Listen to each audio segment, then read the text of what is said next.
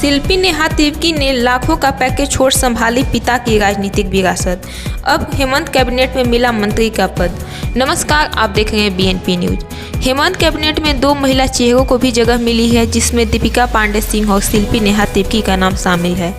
अपने पिता बंधु तिर्की की राजनीतिक विरासत को आगे बढ़ाते हुए शिल्पी ने साल 2022 में मांडर सीट पर हुए उपचुनाव से राजनीति में कदम रखा और अब झारखंड कैबिनेट में मंत्री बन गई है।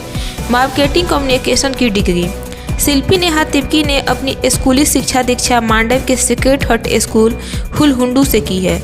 उसके बाद उन्होंने 12वीं की पढ़ाई रांची के संत जेवियर कॉलेज से की और इसके बाद उन्होंने बेंगलोर में क्राइस्ट यूनिवर्सिटी से बिजनेस एडमिनिस्ट्रेशन में ग्रेजुएशन किया और फिर साल 2015 में मुंबई के संत जेवियर कॉलेज से post graduation diploma in marketing communication की डिग्री प्राप्त की।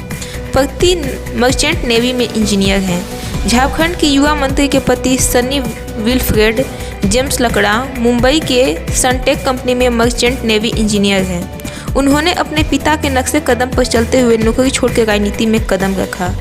2 साल में बनी मंत्री।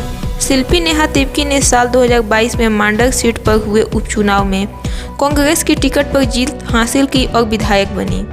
लोगों के हित के लिए आवाज़ उठाने वाले युवा नेता पर कांग्रेस ने एक बार फिर साल 2024 विधानसभा चुनाव में भी भरोसा जताया। हाल ही में हुए चुनाव में शिल्पी ने बीजेपी के सनी टोपो को 22,803 वोटों से हराया। शिल्पी को 1,35,936 वोट मिले तो वहीं सनी टोपो को 1,13,133 वोट मिले। पिता की विरासत संभाली।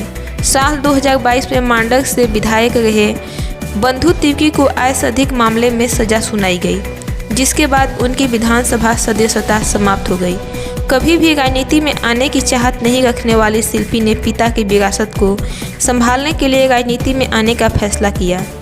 राजनीति में आने के लिए उन्होंने अपनी लाखों रुपए के पैकेज वाली नौकरी छोड़ दी। शपथ ग्रहण के बाद बोली शिल्पी। मंत्री पद की शपथ लेने के बाद शिल्पी नेहा तिर्की ने कहा कि आलाकमान पैनी नज़र से सभी चीज़ों पर नज़र रखती है।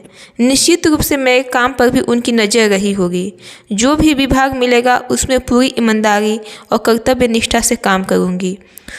उन्होंने कहा कि मुझे मंत्री की जिम्मेदारी देकर महिलाओं और युवाओं की भागीदारी सुनिश्चित की गई है, इसलिए महिला और युवा मेरी प्राथमिकता में होंगे।